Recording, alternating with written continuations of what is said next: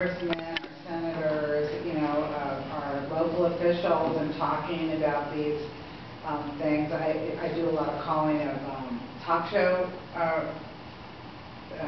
programs and bring up these issues. But what would you say? I mean, do you both believe that it's happening with deliberate intent, that it's actually the warfare is on us, and we're actually being contaminated right now with with the spraying and with all this testing? But is that a clear question? Yes, the United States Navy is deliberately putting up aluminum oxide dust clouds via rockets. NASA is putting up trimethyl aluminum. The Air Force is putting up barium, strontium, aluminum, and other chemicals and particles to conduct atmospheric experiments. And yes, it is deliberate. The jets that you see above the skies that we see almost every day, that are dimming the sun, that are producing man-made clouds, are deliberate. They don't have to be leaving contrails. As a matter of fact, the U.S. Navy and the U.S. Air Force conducted studies on how they could fly jets without leaving any contrails whatsoever. I saw that they did that today, actually.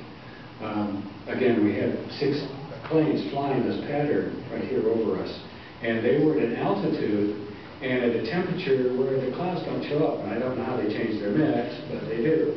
And they're also learning how to create just haze. So as you look at the different phases of what they're doing, I think there's a little of both.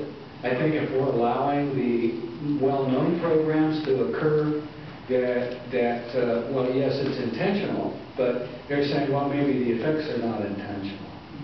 Well, I have a hard time with that separation.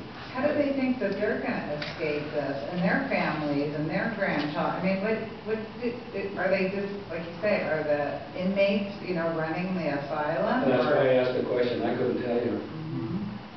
Unless it's a bigger agenda, and one of the bigger agendas is that apparently, at least what I've heard, it makes sense to me, that the corporate America that really is running everything basically wants to reduce the population of the planet. It looks like a genocide program. It looks just like what Ted Gunderson was talking about. And he was on the inside with the FBI and knows about a lot of the programs. And I put a lot of confidence in what he said. Okay? So the rest of it, I don't know. So, I can answer you. Yes, go ahead. So essentially you're saying at this point it's kind of like, for the past 30 years, there's been sort of a human experimentation to assess if something like that is possible, how it's possible, and we're testing it in all sorts of ways. But since you can treat areas and awareness is relative, even though we have the internet,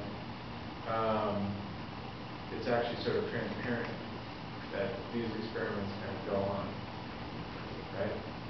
Yes, a lot of their experiments, especially the rocket experiments, you can go to visit their websites and you'll find information and documentation about them, and they talk about the type of experiment. We're out of space, though, in my opinion, and of course I'm always willing to give my opinion, but in my opinion we're out of space and time, where we have the technology, we have the computer abilities, we have capabilities that we've never had before historically. And each year our capabilities get greater and greater. The things we can do are faster and faster. And what happens is when you conduct experiments, a lot of people are divorced from what happens to agriculture. They go into scientific studies. They live in the world of computers. They live in the world of that realm.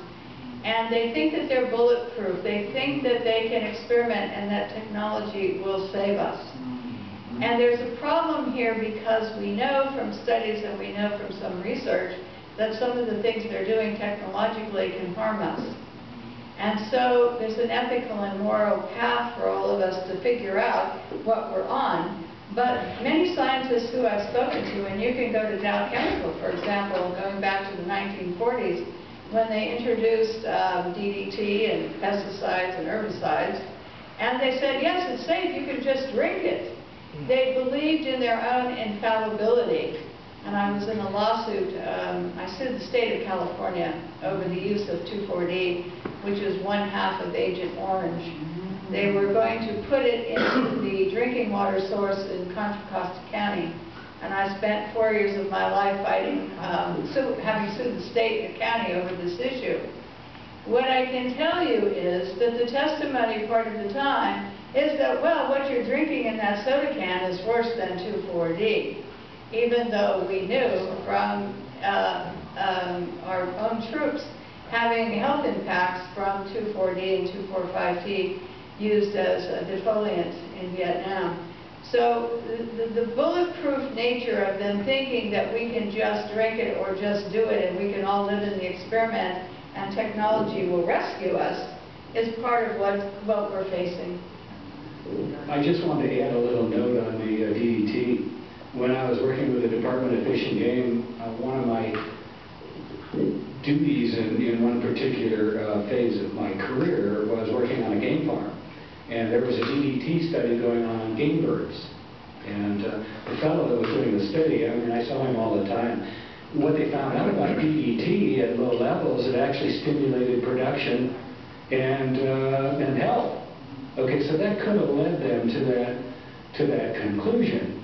It took a little while to realize that this was accumulating and that like the bald eagles were getting thin eggshells and that it really had a decimating effect. Interestingly enough, after they banned it here in the United States, I was traveling in Mexico. I think they shipped it all to Mexico. They were using it up and down their halls. They were cleaning everything with it. It's like, I couldn't believe there was 2 barrels right in the entrance to one of these hotels. You gotta be kidding me. So anyway. One other thing about DDT, which I'm upset about now, is that there's a lot of funding by Bill Gates and other agencies into having nets for people to sleep under in foreign countries where they have a lot of mosquitoes. What enrages me is that they're treating, the nets work without having DDT on them. But the chemical companies made a deal and they're spraying the nets with DDT, so the people that are using those nets are getting breathing in a toxic chemical, them and their children and the environment around them. And it's just awful that DDT banned in this country is being used in that way in foreign countries. Also, a lot of chemical companies were allowed to take products that went off the market and fly them up into high altitude and just dump them. And saying that, well, the infrared was going to sterilize them before they hit the ground. And somebody said, well, how much does it sterilize? And they said, oh, at least 90% of it. Excuse me?